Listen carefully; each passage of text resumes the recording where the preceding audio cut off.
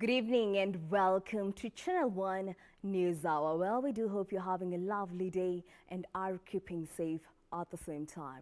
While 7 more cases of COVID-19 have been confirmed in the country, bringing the total to 179. Well, these are some of the stories that we'll be looking at tonight.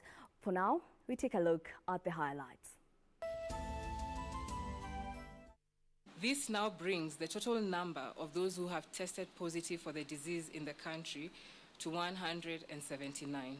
Health experts raise concern over continued disregard of COVID-19 guidelines as number of confirmed cases rise to 179. Confusion as partial lockdown of Mombasa, Kilifi and Kwale counties takes effect. To address the gap in human resource, the national government is supporting counties and is going to give them conditional grants to recruit additional 5,500 health workers. And surveillance enhanced across the country in the wake of the coronavirus pandemic.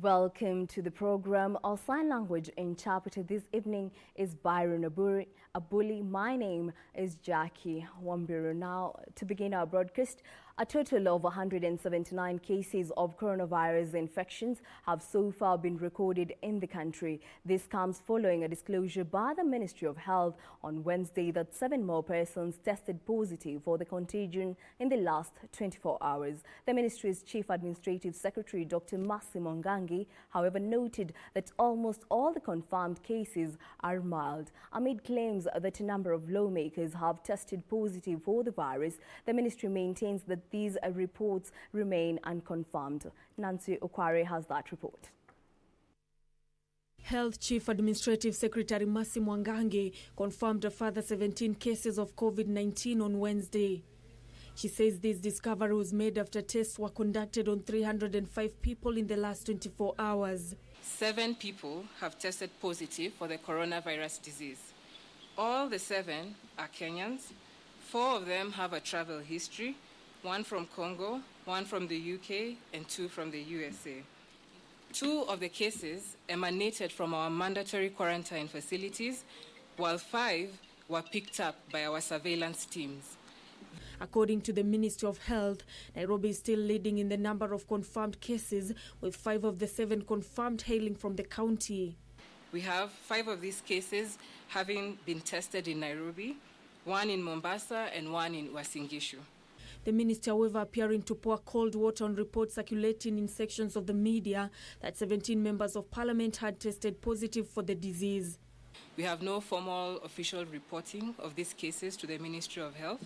And additionally, we are rolling out mass testing. And this mass testing will actually include testing of the different institutions in the country. And at that time, we will then be able to relate to you what the situation may look like in Parliament or in Judiciary. Addressing concerns from Kenyans on the cessation of movement in and out of Nairobi, the CAS noted that a special permit from the ministry will be issued to select cases which require urgent intervention. You should apply. Get your death permit as the usual process, and then this will then be communicated to the Ministry of Interior, and you will be able to get your pass and you'll be able to proceed and give your last rites to your loved ones. And in a bid to further stem the spread of the virus, she called on all salon and barber operators to don masks at all times and limit the number of clients in the premises at a given time. Nancy Okware, Channel 1 News. Now, moving on, Amani National Congress leader Musalia Mudavadi has called on the government to re-examine and evaluate cases of individuals and families that have been stalled and disadvantaged due to the cessation of movement taking effect within the 4 COVID-19 hotspot counties.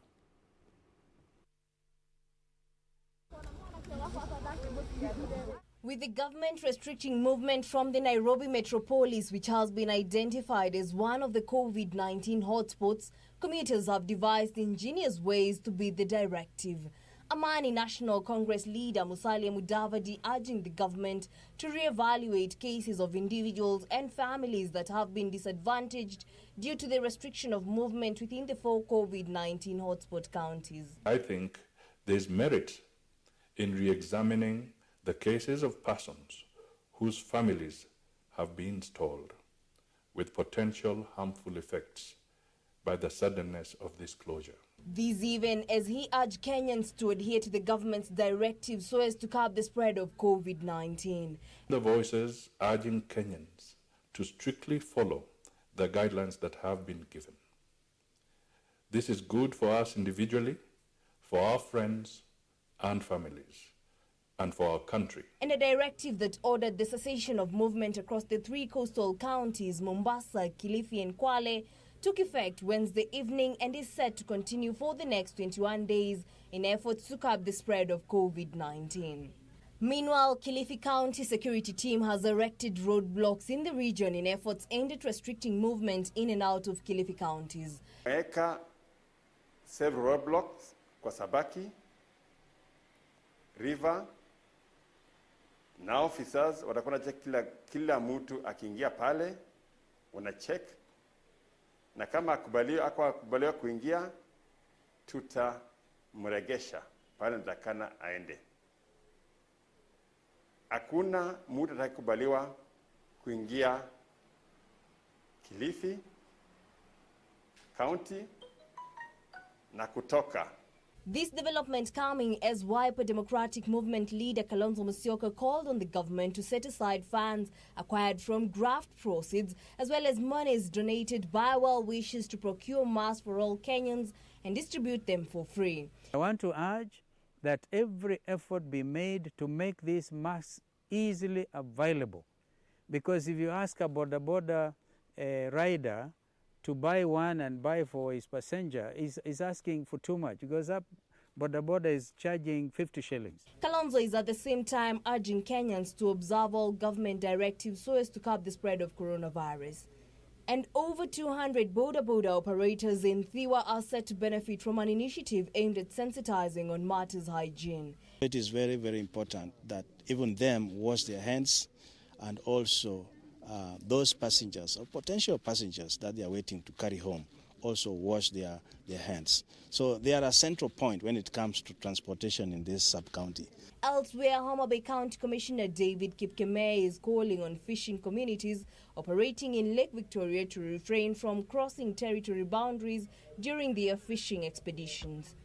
The commissioner, during his massive sensitization campaign on the islands, reminded the fishermen on the need to keep off the regions that have been marked as hotspots, as well as practicing proper hygiene, such as regular hand washing. Najua muko katikati ya mpaka kabisa, si ndio? Na mnajua huko kwa jirani yetu wamepunga mpaka yao. Na wamesema wataki watu wa kutembea. So ningependa kuwaomba na kuwasihi, wacha tukuze ujirani mwema na tuheshimu sheria ya wale. Kama walisema wataki watu, nyinyi msiende huko, nyinyi mukae nyumbani. Finally, Githunguri Member of Parliament Gabriel Kago has called on well-wishers to contribute to the COVID-19 disaster kitty to help fight the coronavirus pandemic ravaging the globe. This even as he pledged his 1-month salary to Githunguri COVID-19 kitty to help make community masks that will be distributed to all needy groups within the area. Also going to use the administration, because once we give the DCC, through the SEC, through the area chief, through the sub-chief, village elders, all these masks will reach to our people, to our community, not necessarily by calling the people together. Now let's cross over to Mombasa County, where Coast Region residents will not be allowed to move in and out of 3 counties, namely Mombasa, Kwale and Kilifi counties, which have now become containment zones after the government mapped the 3 as COVID-19 hotspot counties. Now, this latest development comes as Nairobi's restricted movement order came into effect Monday following a directive by President Uhuru Kenyatta as part of new stringent measures to combat COVID-19. COVID-19. Our reporter Michael Mondiga is manning the ground and has more details. Now, Mondiga, kindly bring us to speed.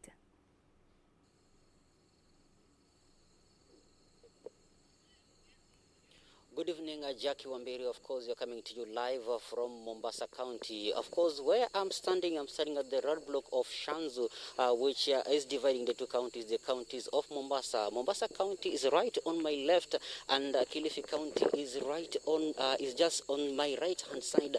And today, the directive taking into effect, which was given by the government, to how the restriction of movements across the three counties of Kwale, Kilifi and Mombasa, and it has taken effect today. And where I'm standing, roadblock has been mounted with police officers around here manning the roadblock. Of course, people who are in Mombasa County cannot cross to Kilifi County, and of course, the people from Kilifi cannot cross to Mombasa County. 4 roadblocks have been mounted. Of course, one here in Shanzu. There is another one in Mwakirunge, another one in Bonje, and of course another one is at Ngombeni, that is to restrict people to from.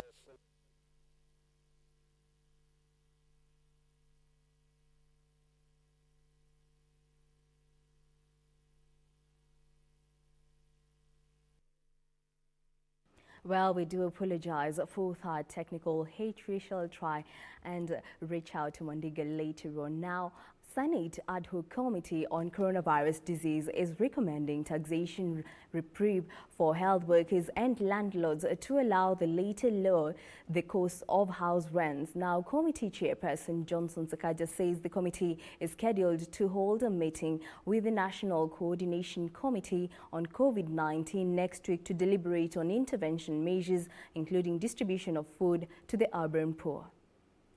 Since its inception 8 days ago, Senate's Ad Hoc Committee on COVID-19 situation has held 8 meetings to oversight the responsiveness of the executive to the pandemic. So far, the committee, chaired by Nairobi Senator Johnson Sakaja, giving thumbs up to interventions introduced by the government and change of lifestyle by Kenyans. We wish to greatly thank His Excellency the President Uhuru Kenyatta and his team, the line ministries and all of those involved in the efforts being taken by the executive so far to protect the lives of Kenyans. The senators, however, are exploring more measures that will cushion Kenyans from economic and social pains caused by the pandemic. The Senate committee recommending a reprieve on taxation of health workers and waiver of payments of rental taxes levied on landlords, as well as reduction of levies charged on tenants. A reprieve on the taxation of frontline health workers. At this time, we need to give them some financial reprieve as well, and these are measures that Parliament can take together. And we've set representation to the Ministry of Finance to see, in addition to the measures spelled out by the President in his address, what can also be done to cushion, because many households, the biggest chunk of the expenditure really is rental. But this will be done also considering that the landlords also depend on that income. The committee is set to meet the National Coordination Committee on COVID-19 next week to deliberate on these and other intervention measures, including distribution of food to urban poor. We recommend that more thought be put out to the issue of food supply to ensure we do not cut off urban areas from food supply. The committee further wants Parliament and county assemblies to provide online facilities to members to ensure continuity of legislative calendar. This is a time when representation of the people, leadership and solutions are most needed. Parliament remains the institution constitutionally mandated to oversight the actions of both levels of government, to represent the people of Kenya, and to legislate measures that are needed at such a difficult time.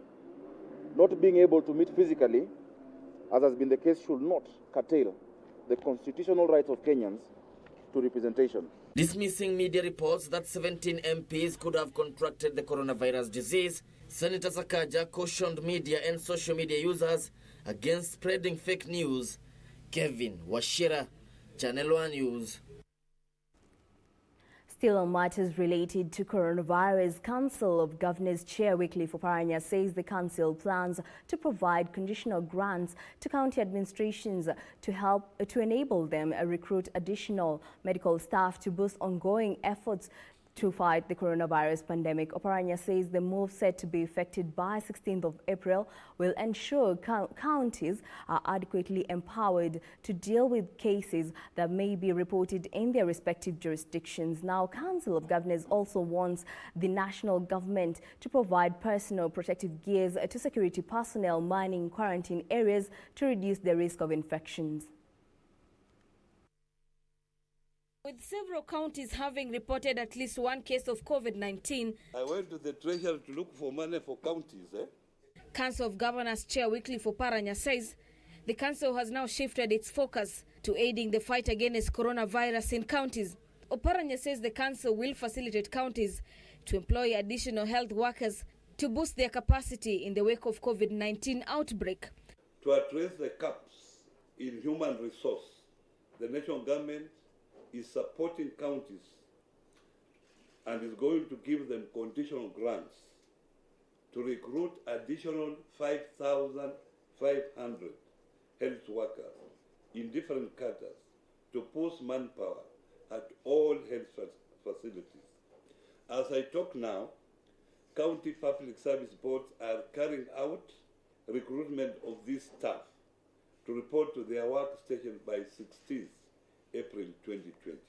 Oparanya also wants security personnel guarding quarantine areas provided with personal protective equipment to reduce chances of exposure to the virus. And our frontline soldiers are the health workers and the people who are in security. So we must make sure that these people are actually protected. This even as he supported government guidelines aimed at containing the spread of the pandemic, even as he called on those with pre-existing health condition not to shy away from seeking medical services. Patients with chronic conditions such as cancer, diabetes, HIV continue to be attended to in our health facilities. We encourage wananchi not to shy away from seeking medical attention if they have other ailments. Counties are doing what is possible to ensure the supply of medicines is not interrupted during these hard times. The 2020 Devolution Conference that was set to be held on 28th to 23rd of April in Makueni County has also been postponed, with a new date set to be communicated later in the year. For Channel 1 News, I'm Gladys Mongai. Oh, thank you so much, Gladys Mungai, for that report. Now, moving on, authorities in Wajir County have enhanced surveillance in the wake of reports that the two persons who tested positive for COVID-19 disease in neighboring Mandera County had spent time at one of the hotels in the town. Now, Wajir County Health CEC Ismail Isaac says public health officials have been tasked with conducting contact tracing for those who interacted with those patients. Wajir Town, a fumigation exercise targeting public places including markets, bus termini and buildings is ongoing as Wajir County government steps up efforts to contain the spread of coronavirus. We want to make sure that busy places like markets, Huduma centers, health centers, county commissioners' offices, the high streets are fumigated so that we can get rid of the virus. This heightened state of precaution coming moments after two positive cases of coronavirus were reported in neighboring Mandera County. The two are said to have made a stopover in Wajir County before proceeding with their journey to Mandera County.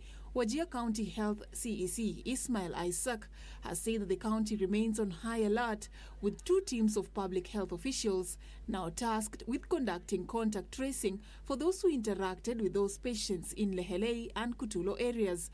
As we speak, there are public health officials and senior departmental staff who are in Lehelei doing the contact tracing. So the same progress is happening in Wajir, and the bus company has been contacted. They have given us the manifest. We are trying to look for those people who have been in that bus. He further noted that the county has already set aside isolation wards in case of any cases reported in the region, adding that the county is working with the provincial administration to control traffic at the border of Wajir and Mandera counties.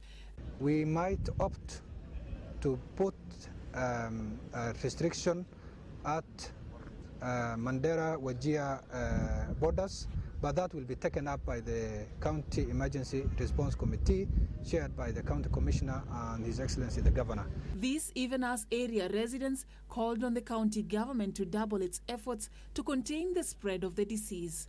Hiyo ku spray town, hiyo ni hatua moja muhimu kabisa. Alafu kitu kingine yenye ingefaa isaidie ni kufunga, kublock completely those who are coming and moving on and out of Wajir town. For Channel 1 News, I'm Safin Aching.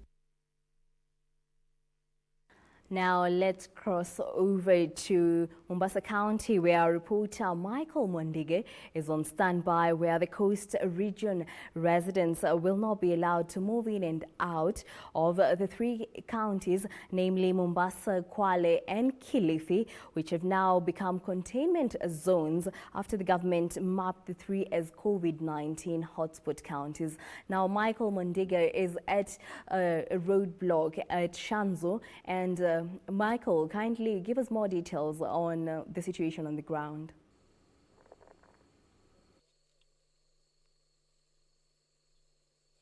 Okay, thank you so much, Jackie Wambiru, and good evening to you. We are coming back once more again. Sorry for that hitch, and we are here at the Shanzu roadblock.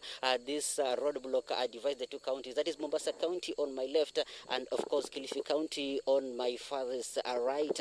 And four roadblocks have been mounted in these three counties. There's one here at Shanzu, the other one at Mwakirunge, there's another one at Bonje, and of course another one at Ngombeni, that is of course the place which is connecting Mombasa County and Kwale County. And of course the directive was given on Monday to restrict movements from these three counties in a bid to contain the spread of COVID-19. And as it stands now, in the country it is 179 cases of COVID-19, and so far that's why the government is putting these stringent measures to ensure that they contain the spread of this virus.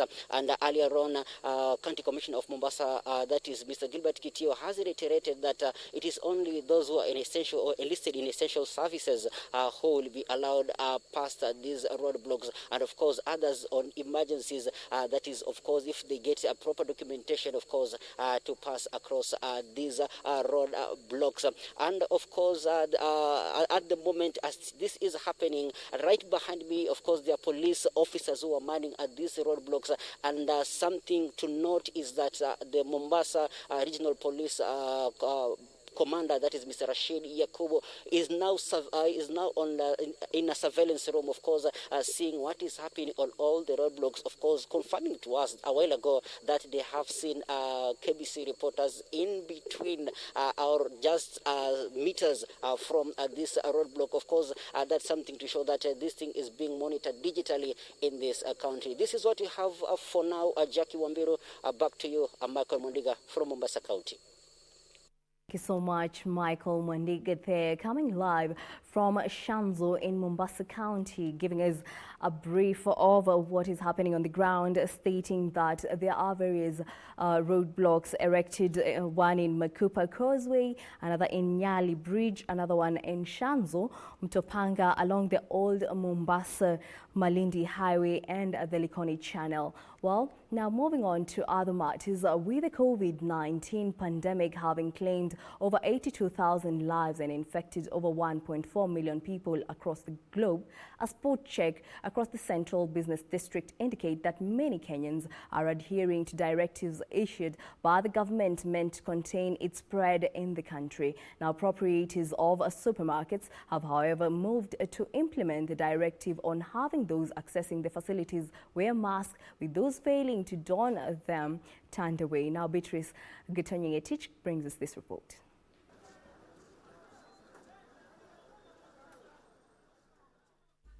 These are indeed unique times in the country, and more so in the capital, Nairobi. To say it is not business as usual is an understatement. Stringent measures have been put in place to contain the spread of coronavirus in the country. Places frequented by Kenyans, such as supermarkets, are playing their part, not leaving anything to chance.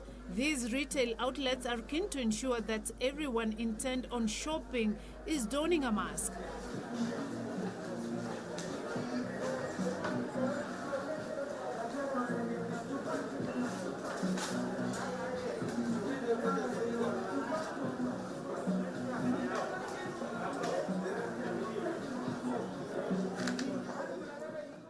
failure to do so left security manning these chains with no option but turn them away.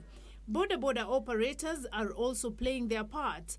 Some of those we interacted with have refused to transport clients without masks. Unapoambiwa uvalie mask, hauambiwi uvalie ati sio wewe ndio unajifaidi. Unaona? Kwa hiyo mask inakusaidia wewe kwa sababu unataka kuona kesho yako. Mimi nachukulia hii swala na uzito, watu wazingatie masharti ya serikali. Wasigino vile serikali inasema tusikunje kuregret baadaye. Kama vile serikali walisema, Mutahi Kagwe alituambia jana kwamba ugonjwa iko na sisi. Kwa hivyo tuchukulie mambo kwa uzito kwa sababu tusipo the curve will be going up. Instead tunafaa tuweze kujua hiyo uzito na tuweze kuchukulia kwa uzito na tufanye yale mambo inafaa.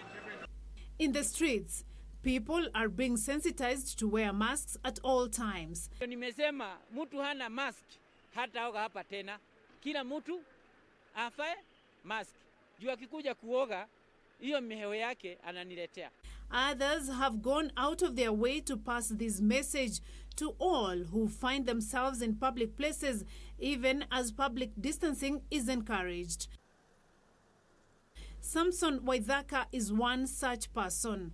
I met him in the streets of Nairobi Wednesday afternoon. By use of placards, he's driving home the message of adhering to directives issued by the government. Armed with water and soap on his bicycle, he has volunteered to have Kenyans sanitize courtesy of his generosity. Watu wengi wanakuja town, wameacha familia zao nyumbani. Sasa vile wanashikana, alafu wanarudi kwa familia zao. Nikaona hapa ni Mungu. Nikasema nitatia amri ya president, vile anasema niandike posti, watu wakae nyumbani. Tena nikaandika watu wakuja waoge mikono hapa. Nikubaya. Juu watu hawana mask.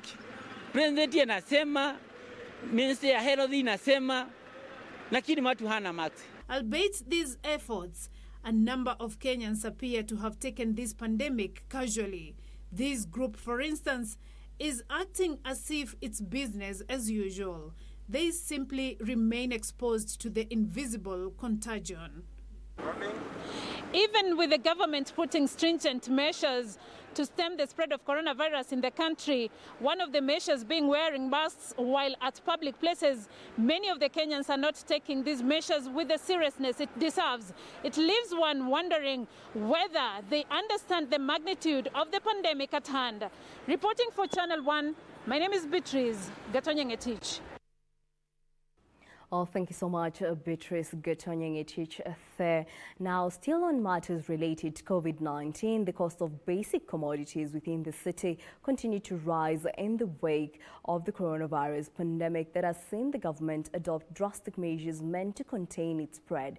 Traders say they have been left with limited options but to increase prices in the face of the rising overhead costs. Wednesday morning at the Ngara market in Nairobi, empty stalls characterizes the bulk of the market, with businesses taking a hit from the coronavirus pandemic. Traders operating at the market distraught by the change of fortunes amid a shrinking customer base, rising prices and depleted sales as the effects of the 21-day cessation directive announced on Monday begins to take its toll. Sababu vitu zangu nyingi wanga zinatoka Uganda na hasinifikii kwa wakati huu kwa vile kuko. Kama ni fenesi nauza ya Uganda, saa hii nauza ya hapa, lakini wateja wangu hawaikubali. Wateja ni wanakuja mmoja mmoja, hakuna wateja, sio wengi, ni kama watu wameenda nyumbani, watu wengine wamejifungia. Yeah. The restrictions put in place to curb the spread of COVID-19, preventing them from getting in or out of Nairobi to go seek fresh produce. Kwa mfano avocado gunia moja ya 50 kg tulikuwa tunanunua na 700. Saa hii unanunua na 1500 na ni ile kungangana kwa loli hakuna. Viazi tulikuwa tunauza 50 kilo, saa hii ni 70 ama 80. Nyanya tulikuwa tunauza 100, saa hii ni 130, 150. Nyama tulikuwa tunauza kama kilo 200, saa hii tunauza kama kilo 50, tunafunga mapema. Hata angalia kwa hoteli meza tulitolewa zote. It is the same predicament for traders operating at the Marikiti market. The traders decrying increased overhead costs that has seen the prices of farm produce including onions and potatoes almost double. Kama viazi kama hii, tulikuwa tunauza wananchi 100, sasa tunauza 200. Viazi yenyewe lori azikuji. Hii maisha tunikikuwa hard sana. Leo tumepata lori 3 peke yake na anauza 45 na viazi yenyewe 45. Ama tajiri wana pesa shazichukua zote. Tumeadhirika ni bei tu, yani bidhaa tu kuwa bei kali. In order to beat the 7 p.m. to 5 a.m. curfew, the traders are forced to stock limited produce, hoping to make profit in the face of prevailing challenges. Well, for the traders here at the Marikiti market, their hope is that by the end of the 21 days, things will have returned back to normal. Reporting for Channel 1 News, I'm Sarafina Robi. Now that report by Sarafina Robi brings us to our first break here on Channel 1 News Hour. Don't go too far, we'll be right back.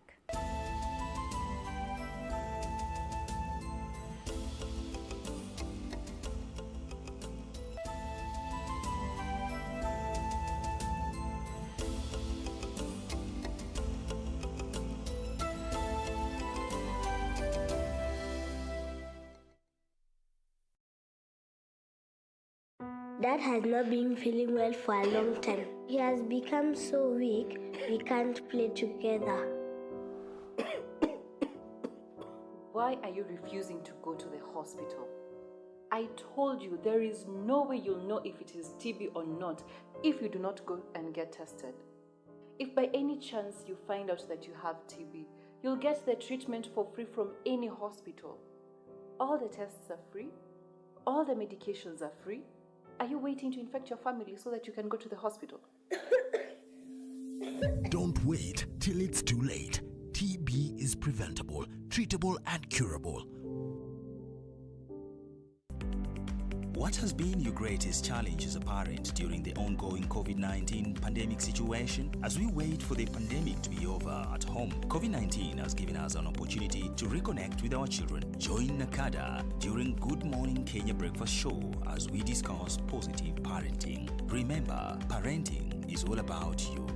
Nakada, for a nation free from alcohol and drug abuse.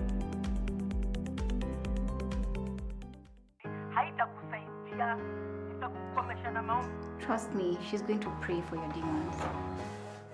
What brings you here, young lady? Umefika wapi sasa? Hii basi imekufundisha nini? Yaani, venyewe ni mrembo hivi. Kwani unataka kwako? Sorry? I've not heard from Glenn since the big fight happened. Last time we had a conversation, you told me that Glenn was fine and all he needed was a break. Shika, endo utakata kwa mshahara wako. Na pedhewe siku ya leo siendelee mzuri hivi. Na kuomba muongoze, umuondolee mapepo za anasa, umuondolee mapepo za pombe, umuondolee mapepo zote.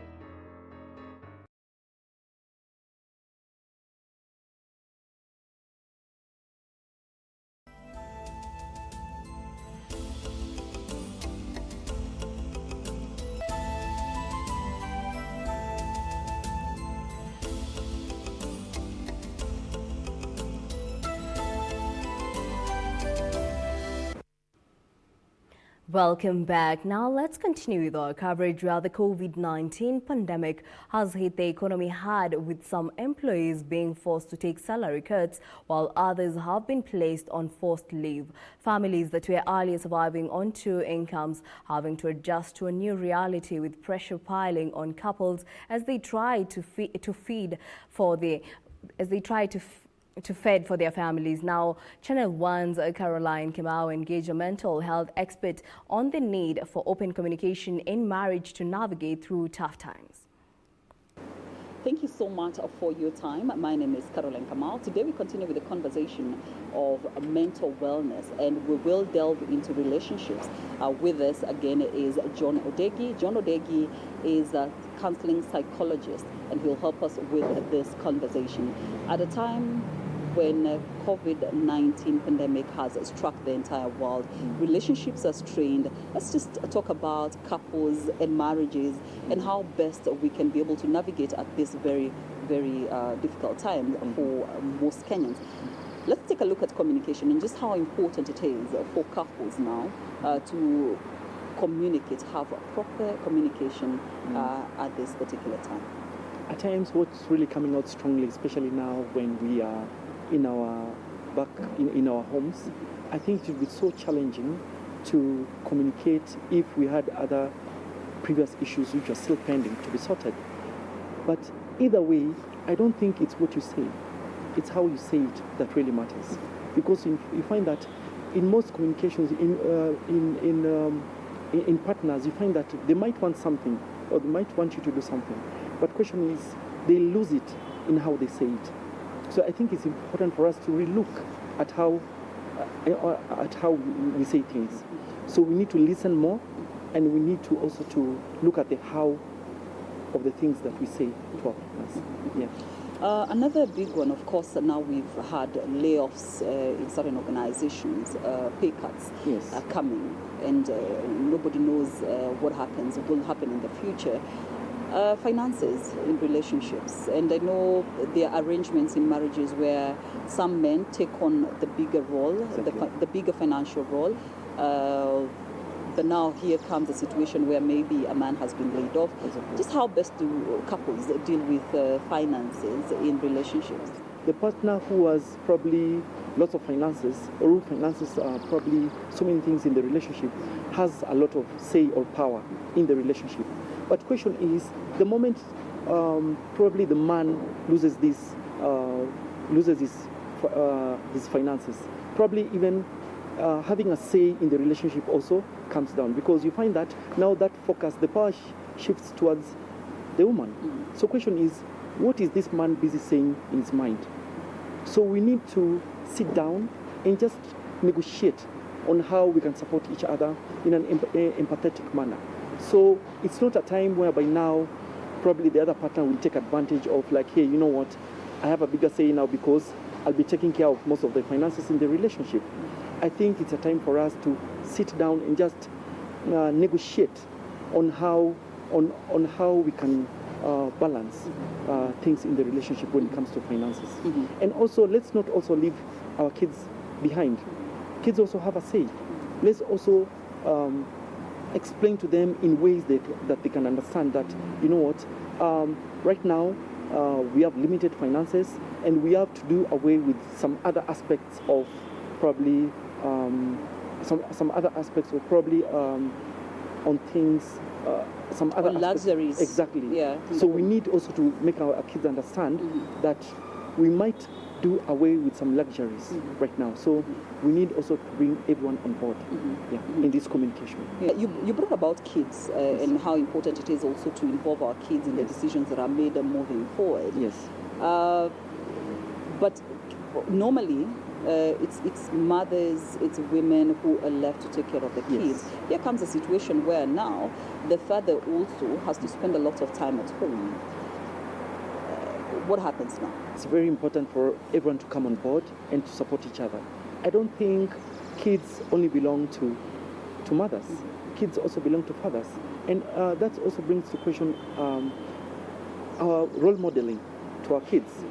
If we find out that probably fathers cannot help in the house, probably they just put their legs on the coffee table and probably with a newspaper or maybe with the remote control, what are we communicating to the boy child? And question is, what are we also communicating to the girl child? If the girl child is raised up by a father who did not probably take a role in their lives, so basically that is also going to create a very big impression in their lives, and also how they relate to men in future. So we really need to be keen on how we play our roles. We live in an African setting where more often than not we take care of our extended families. Exactly. Some people are living with their sisters-in-laws and brothers-in-laws, or you're taking care of your parents back at home. These are strange times, financially especially. how do we ensure that the family stays together, extended family stays together, but also understanding that we are dealing with new realities? Expectations. We're talking about expectations from relatives. Those expectations might not change also given the changing circumstances, but we need to start managing the expectations of us as probably as parents. So parents, or probably even probably people who are in marriages or relationships, need to start managing the expectations, probably even financial expectations from relatives. Yeah. We need to communicate that reality in a respectful manner, because the moment we don't manage those expectations, then I think it might create some bad blood in our relatives who might think that, hey, you know what, things are still the same. So we need to start managing the expectations of relatives, financial expectations, which relatives have placed on us. Yes. John Odegi, thank you so much for your insights as always. Thank you so much for having me. All right, John Odegi there talking to us about what we need to do if you're a married couple at home. Communication is key, he said. Communication to our children, communication to the extended family as we navigate through this very serious pandemic. My name is Caroline Kamau. I hope you learned a thing or two about how to navigate through your relationships and to ensure that we have a healthy relationships even after COVID-19. My name is Caroline Kamau. Back to you in studio. Oh, thank you so much, Caroline Kamau, for that insightful report. Now, with the continued spread of COVID-19 across the globe, several myths on how to contain the pandemic have emerged. But how practical are some of the suggestions that continue to spread across social media networks?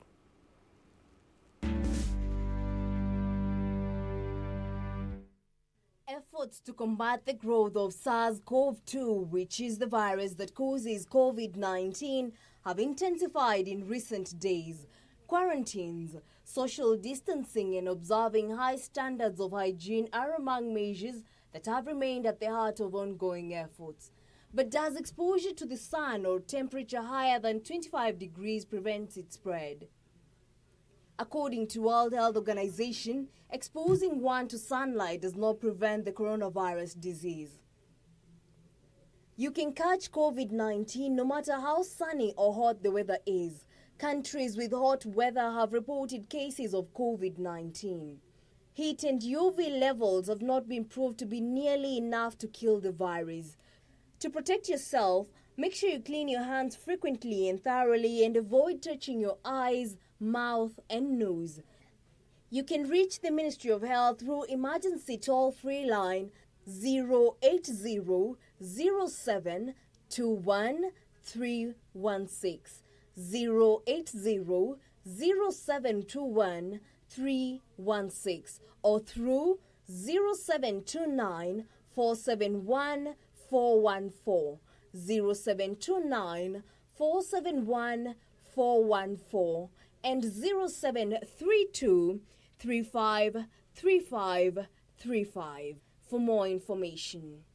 You can get more information on COVID-19 by calling 719 or dialing *719# on your phone.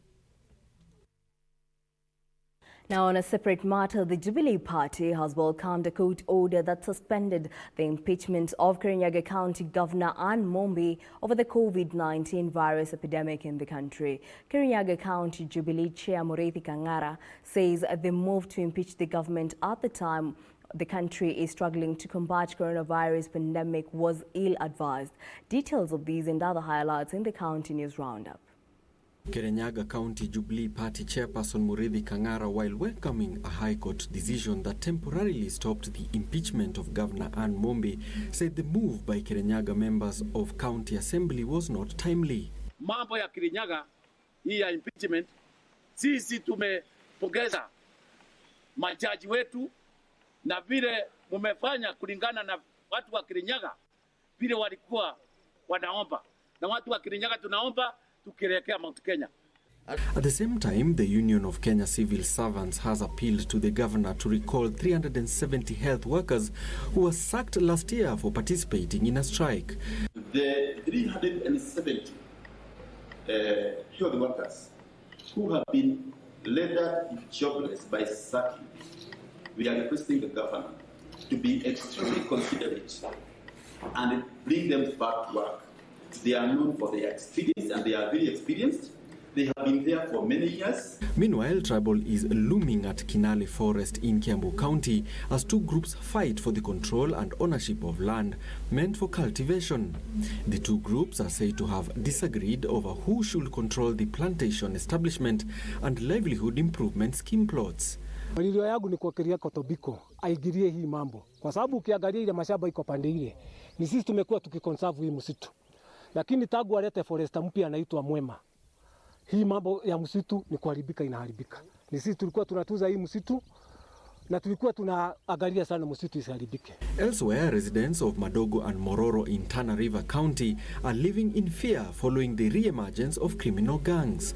The locals are concerned that the cases of daylight robberies mostly targeting women, despite the presence of police, have been on the rise. Hivyo tunaona ni kama serikali yetu hapa ama security iko kidogo. Tunaomba serikali ya Tana River iongeze security Madogo. Finally, Narok County Commissioner Samuel Kimiti has warned two rival clans, the Osin Gishu and Syria clans, against escalating a conflict that has seen the destruction of houses and several cattle stolen. Several suspects are already in police custody awaiting arraignment in court. Wale ambao walichoma nyumba, saa hii tuko na watu wawili ambao wameshikwa. Mimi nataka nieleze hao wananchi wa Mkararo, hii maneno wako naye ya vita lazima itaisha. Na saa hii ninavyozungumza, kuna multi-agency security teams wako hapo, hata saa hii ninavyozungumza wako hapo.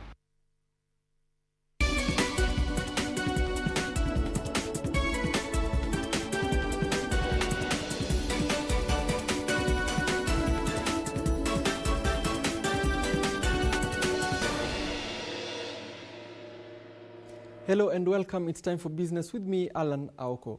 Now, Kenya is likely to register a negative economic growth this year due to coronavirus pandemic, experts have warned.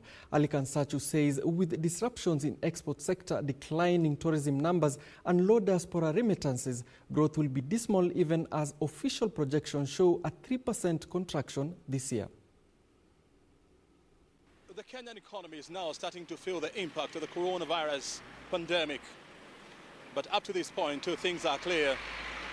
Economic growth is likely to be negative, and revenue collection in the year 2020 is also likely to take a significant beating. But one thing is for sure, nobody actually knows how bad will the situation be after the pandemic is done and dusted. After registering a 5% average economic growth in the last 10 years, the Kenyan economy is staring at a highly uncertain future. Major economic activities have been hit by the coronavirus pandemic. Tourism sector is down and out this year. Exports of horticulture, tea and coffee have slowed as the pandemic subdues demand in key export markets. Remittances by Kenyans living abroad is also expected to decline significantly as the pandemic whittles economies in the West. This is a medical problem. And it's a medical problem that then causing a financial crisis. So you can't solve the medical problem financially. You've got to solve it medically. So you see what I'm saying? So I think it's quite an interesting dilemma that we are faced with. So I think realistically, as I said, deal with the medical problem, and then you can go and deal with the economic problem. Economist Alikan Sachu says subdued economic activities will see negative growth for the first time in almost 3 decades. Recession occurs when there is widespread drop in the spending power by the consumers and government. KAN is supporting government's cash transfer program for the poor and financial stimulus package to aid struggling businesses to avert a looming crisis. In 2009, at the height of the global financial meltdown, the government launched an ambitious economic stimulus offering cash jobs to unemployed youth and cash transfers to elderly as well as the vulnerable in the society. But that was then. The whole of sub-Saharan Africa is negative growth.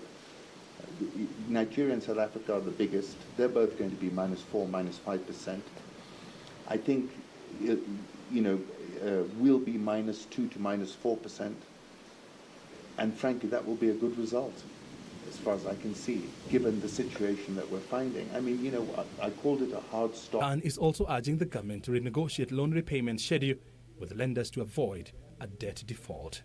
We clearly need some kind of breathing space, but we can't do it unilaterally. Because if we do it unilaterally, we will never be able to go back to the Eurobond markets. We'll become like an Argentina or a Venezuela, and that is not a good place to be. O'Brien Kimani for Channel 1 Business. O'Brien Kimani, thank you. Now, Miraa farmers are optimistic of better tidings following President Uhuru Kenyatta's directive allowing unrestricted movement of cargo and food supplies during the declared containment period through road, railway and air. Farmers in Miraa growing areas have been hit by multiple vandalism of Miraa stores and uncertainties of transportation, which threaten income of thousands of farmers depending on the cash crop. For decades, Miraa growing regions enjoyed booming business propelled by the growth and sale of the produce, a popular herb whose leaves and stems are chewed for the mild high they offer. However, fortunes changed in 2014 after UK classified Miraa as a drug, banning exports. Since then, a majority have not recovered. Kuanzia leo hii imepigwa marufuku. Wananchi, bear with us. Itabidi tuchukue maamuzi mengine, japo ni magumu, lakini afadhali tuchukue hayo ili tuweze kukaa sawa sawa, kuishi salama, kuzuia maambukizi zaidi ya ugonjwa huu. And now the COVID-19 scourge has worsened the situation due to imposed restrictions by various county governments on transportation and sale of Miraa in their constituencies. If it has been made legal by His Excellency the President, then it is legal. I cannot make it illegal myself. He has the constitutional power to determine that, and he has decided. The only thing we can do is how to ensure that the way it is sold, the way it is handled, the way it is transported does not become a threat to our lives. So we have to live with it. Over the past week, it has not been business as usual in Mojia and Mandera counties as Miraa stockpiles were burnt as a means to stem the spread of coronavirus. Once we gave the verdict here that we had banned the transportation and sale of Miraa, I think it took quite some time for the enforcement to take effect. There was a slow process of effecting it. The move was met with resistance as traders cried foul, saying it was ill-informed and in bad taste. In Taita Taveta, Miraa traders are too up in arms over harassment by county officials. Sasa hapa Taita Taveta sana hapa Voi tumesumbuliwa sana na watu wa kanzo. Sana sasa upande wa kuuza, ukipata kanzo anachukua Miraa, akienda na kaa inakauka. Wanauza. Hata sasa ile mbaya sana hawaendi ati wanaenda kuchoma, wanaenda wanauza, wanapatia watu wao wanauza. Askari gongo ambapo ni askari anaitwa Ndihila wa municipality ambapo hana authority yote, yani Hochman, na kuja na gari na kubeba hiyo mali yote. Hii Miraa ni perishable, huwa inachomeka, haitaki kukaa, ni kitu ya kuuzwa haraka perishable. Going forward, they are calling on the county government officials to adhere to the President's directive on transportation of cargo and food supplies.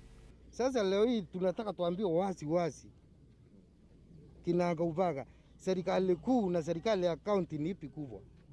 Even as a section of Miraa farmers are slowly diversifying into other crops to cushion themselves from would-be losses, or rather the loss of the UK market, they argue that in light of uncertainties around the spread of COVID-19, some deviant county officials are interfering with the transportation and the sale of these commodities.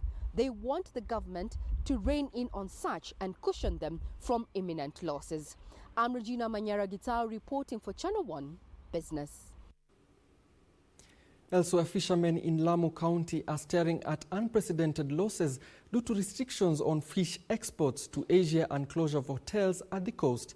Lamu County Women Representative Rueda Obo is now calling on the government to consider the fishermen in cash relief as coronavirus pandemic continues to dampen their daily income. The Lamu archipelago, comprising Amu Island, Kiunga and Faza, supplies a large cache of fish in the coast region, with the bulk meant for export due to the quality of the catch in the country's territorial waters. However, the main economic activity for many in Lamu County is being threatened by the ongoing coronavirus pandemic as revenues dwindle. Sahi samaki ni wengi, hawana pa kupelekwa, hakuna wanunuzi. Kwa sababu wanunuzi wengi ilikuwa ni mahoteli. Mahoteli yamefungwa. So na Mombasa ikifungwa ndio sasa samaki hawaji kabisa huku. The deep sea fishermen have now resorted to selling their catch of mostly tuna, prawns, crabs and lobsters for what they say is a pittance in the local market. Before the coronavirus outbreak, the fishermen say they were exporting their catch for as high as 4,500 shillings per kilogram, but are now forced to sell for as low as 400 shillings per kilogram in the local market. Ikiachwa hivyo inaweza kufanya ukawa wale watu wa kutegemea dependents ikawa wengi zaidi, na tukitafuta mbinu mzuri yaweza ikasaidika ikawa ni msaada kwa sehemu hizi. Hiyo ambao hii ya emergency pia waangalie hapa, manake inaweza kusaidia kusamaki kama lishe, lakini ikiachwa hivyo inaweza kufanya ukawa wale watu wa kutegemea dependents ikawa wengi zaidi, na tukitafuta mbinu mzuri yaweza ikasaidika ikawa ni msaada kwa sehemu hizi. Demand for fish locally has dwindled significantly as hotels close due to lack of visitors, while international buyers reduce their orders. Alan Aoko, Channel 1 Business. Now, Europe's top two economies, Germany and France, are contracting at their fastest pace in decades, according to forecasts published Wednesday by German Federal Statistics Office. Germany's economic growth is likely to shrink by 9.8% in the current quarter and 4.2% by the end of the year. Details of this and more in our International Business Roundup. The dire prediction by German Federal Statistics Office came as France's central bank estimated the country's economy to shrink by around 6% in the first 3 months of the year. The central bank said the last contraction of a similar magnitude came in the second quarter of 1968, when the weeks of demonstrations and general strikes sharply curtailed economic output.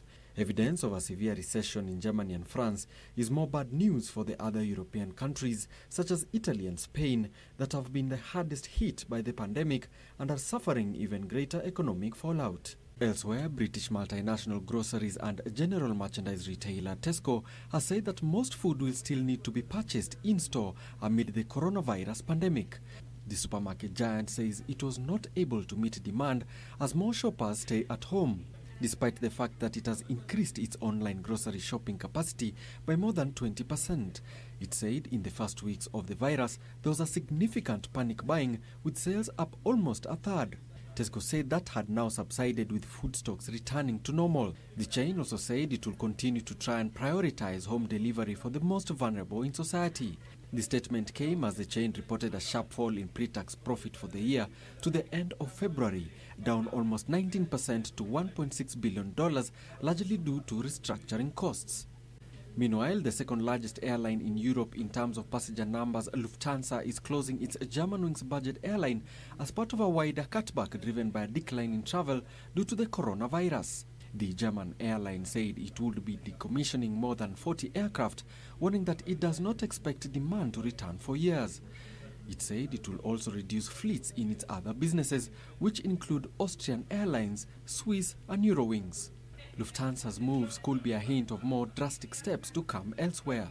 Global airlines group IATA has said it expects airline passenger revenues to drop more than 40% this year and warned that more than 25 million jobs in aviation and related industries are at risk.